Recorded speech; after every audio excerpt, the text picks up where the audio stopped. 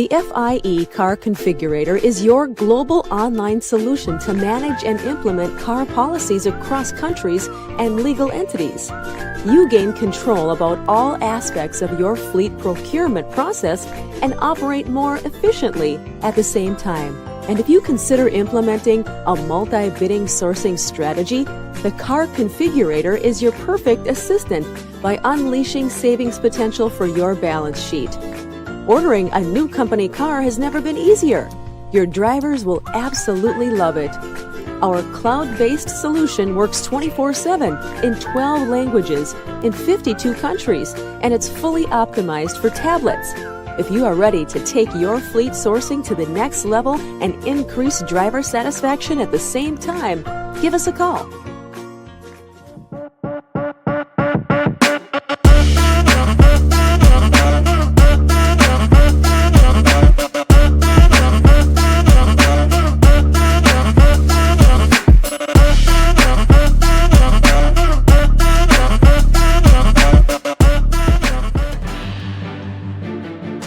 Hello, fellow fleet and mobility players. I hope all is well on that side of the screen. And hey, where did you grow up? Maybe in the United States, like I did, or maybe Mexico, Brazil. Could be someplace in Europe, or maybe Asia, or some other place around the world.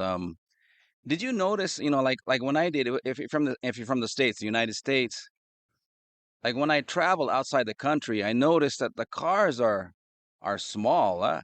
So they're not like like in the United States. And when I first traveled, I started. I was in Canada and Mexico. Canada is pretty much like the United States. So the cars are quite big. Not all of them, of course. We have small cars, but so we got big pickups. So if those of you outside the States, you think the Ford F-150 is big, they got the 250 and even the 350. They got the Chevrolet Silverado is very popular in the United States. The Ram trucks, of course. So, and even the Toyota has a Tundra. SUVs, we got big SUVs. Those big SUVs are very square and and comfortable. Like the Chevy Tahoe, the Ford Expedition, the Jeep Wagoneer they have now. So yeah, the cars are pretty big in the United States. And then when you go down, to other countries, maybe down in Latin America, like let's say in Brazil, the best selling pickup is the Fiat Strada. So it's like half the size. You got those other smaller cars, like you got the Uno, the Fiat Uno, the Volkswagen Go, which was a hot seller. Nowadays maybe the Onyx, I guess, by Chevrolet. And then in Europe, so when I started working more in Europe, the little Fiat 500, I guess it's called the Cinquecento in Italian.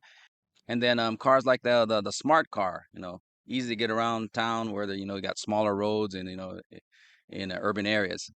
I actually remember I had a friend from Thailand that came over, and she was saying that everything is big in the U.S. So the streets, the parking spots, the billboards, the sandwiches, the people. But today we're going to talk about cars. So is it better to go big and heavy, or small and light in your fleet? So of course there's different determining factors, and besides cost, of course, cost is important. Calculating the initial cost and TCO and stuff like that. I'd like to highlight four things. So safety, fuel economy, environmental impact, and also practicality. So first of all, for safety, heavier vehicles like SUVs or pickups, like I was talking about, they generally offer better protection in crashes because they have a longer front end, and they absorb the crash energy. However, they can be more dangerous for pedestrians. Smaller, lighter vehicles, so on the contrary, they have a disadvantage. It's because it's basic physics. So the heavier vehicles, they exert more force on the lighter vehicles. So still, there are smaller vehicles that get good safety ratings nowadays. Number two, fuel efficiency. So in general, of course, heavier vehicles consume more fuel due to their size, and their weight. So, however, you can get a larger vehicle that's electric or hybrid, or they even got some ICE, or the internal combustion engine vehicles nowadays that are more fuel efficient. On the flip side, smaller cars usually have better fuel economy, and remember though, the reduced weight can be less safe. So choose selectively. And if you have a fleet with many vehicles, it's better to, instead of focus on cutting the weight across the whole fleet, maybe focus on cutting the weight of the larger vehicles. So you got a mix of safety as well as fuel efficiency. Next is environmental impact. So, of course, the larger and heavier vehicles, they generally emit more greenhouse gases due to their higher fuel consumption, and the smaller cars, the contrary. However, like I said, opt for an electric or hybrid vehicle maybe if you are dealing with a larger SUV. And last but not least is practicality. So if you need extra passenger space, maybe you need cargo capacity or off-road capability, larger vehicles are better. So if you often transport goods, of course, keep this in mind. Smaller vehicles, on the other hand, are easier, of course, to park and navigate in urban areas, and generally have lower maintenance costs. So it really depends on the city you're in, and what the profile of the driver is, and where your cars go.